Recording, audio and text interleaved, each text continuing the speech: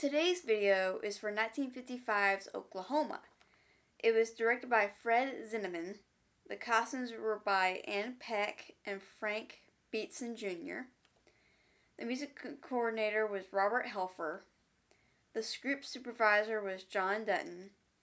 The cast included Gene Nelson, Charlotte Greenwood, and James Whitmore. The film is about, in Oklahoma, several farmers, cowboys, and a traveling salesman compete for the romantic favors of various local ladies.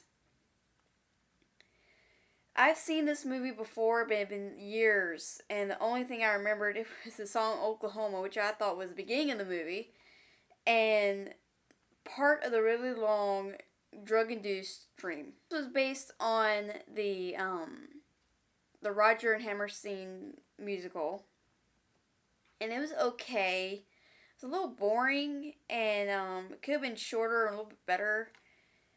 And a couple of the songs were good, and this was Shirley Jones's film debut. Gloria Grahame was tone deaf and sang without dubbing. Her songs had to be edited together from recordings made almost literally note by note. This was filmed in Arizona, not Oklahoma. Mark Platt, Bambi Lynn, and Jane Fisher are the only cast members from the original Broadway stage production to appear in the film, but they do not perform their original stage roles.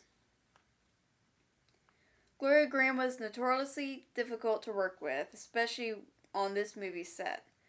She refused to do some scenes, repeatedly showing up late, and argued with the cast and crew. Here are some spoilers. I want to see more of the actual non-dream rivalry between Judd and Curly, the rivalry between the ranchers and the farmers, and the building of the schoolhouse, and Anne and Gertie. There were many other better relationships the movie could have focused on than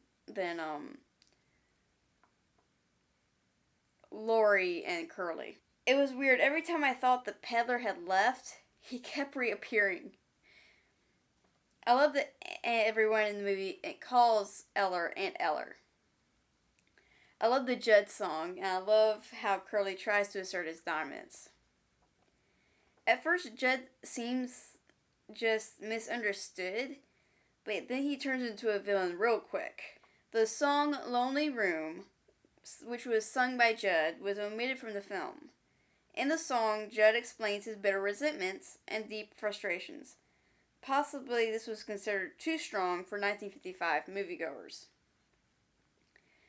The dream that Laurey has is 17 minutes long. I remember that it scared me when I was younger, and I actually fast forwarded. However, today after rewatching it, I just think it goes on forever. It's boring and it's silly. I get what it's trying to convey, but it went on for way too long, and it was just kind of tiring. For some reason, I remembered, or maybe I thought, that when Laurey is standing in front of her dream self, I thought she was smiling and wearing a bonnet, and she walks up to herself, she taps the reflection, and it ripples. Maybe I'm thinking of another film. I've never been a big fan of dream scenes in films anyway, so maybe that's why I didn't like it. Rod Steiger did his own dancing in that sequence.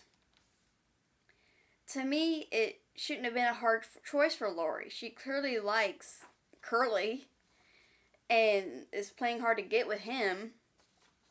And clearly, I know Judd won't take no for an answer, but it shouldn't be a hard choice for her. I don't know why she's going back and forth on these two people.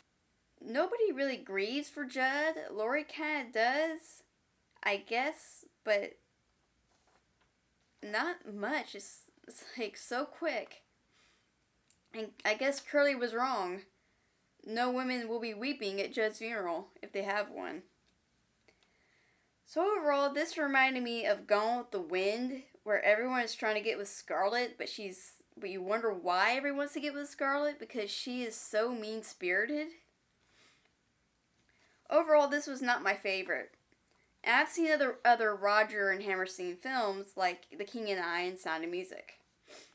So what are your thoughts on this film? What is your favorite musical? Comment you know where, like this video, share around, and subscribe to my channel.